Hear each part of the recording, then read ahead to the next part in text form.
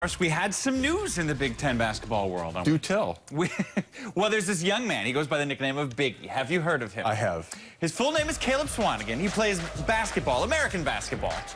There's a different kind. Yes. For Purdue, and he's decided he's declaring for the NBA draft. However, he's not hiring an agent yet, so that means technically he could come back. Now, remember, he did this last year. The difference is last year he wasn't averaging 18 points and 12 rebounds a contest in the way he is this year.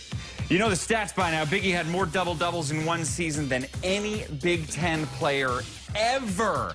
28 double-doubles this past year for Caleb Swanigan in what very well might be his final year as a member of Purdue in the Big Ten. So, we do mention the caveat, there is no agent for Caleb Swanigan. Technically, the door is still a little bit open that he could come back. What are your thoughts? Well, first of all, he's earned the opportunity to take advantage of the new rule, which allows you to multiple times put your name in the draft and then come back if you don't hire an agent. This young guy just put up a season for the ages. We'll talk about that in a little bit. But I think it's a good move, especially not hiring an agent, because he's going to have the opportunity to get even more feedback than he did a year ago. And if he listens and does decide to come back and follows the feedback as he did from last year's draft, the idea of him coming back and even being better, it has to be scary to the other 13 coaches in this conference. Terrifying. Right. He's already a finalist for National Player of the Year awards. That being said, 18 and 12, how can you do better?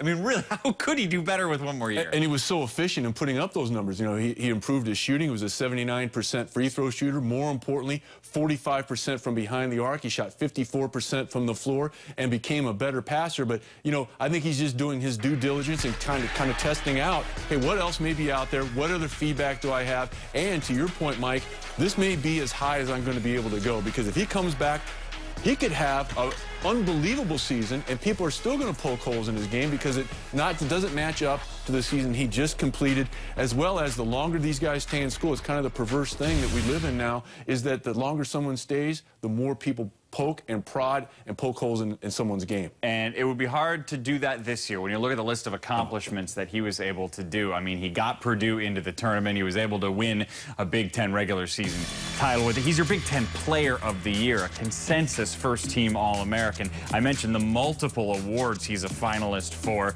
That double-double record. He won the Pete Newell Award as the nation's top post player. The great thing is, I feel like we learned more about what he could be throughout this year. We also learned that he takes well to coaching and advice, because he's mentioned it. You know, the advice he got when he went through the process a year ago is, look, you need to become a better shooter, a more consistent shooter. You can check that box. He came back in unbelievable shape. His minutes were up. His productivity was up. His efficiency was up. I mean, it was just remarkable to watch him play and how his game continued to progress, and he was a tremendous teammate as well. This is a guy that over the course of the year made a lot of hustle plays, as well as things that showed up in the box score. So he's earned the opportunity to dip his toe in the water again, and regardless of when he goes, his impact on Purdue basketball will be indelible.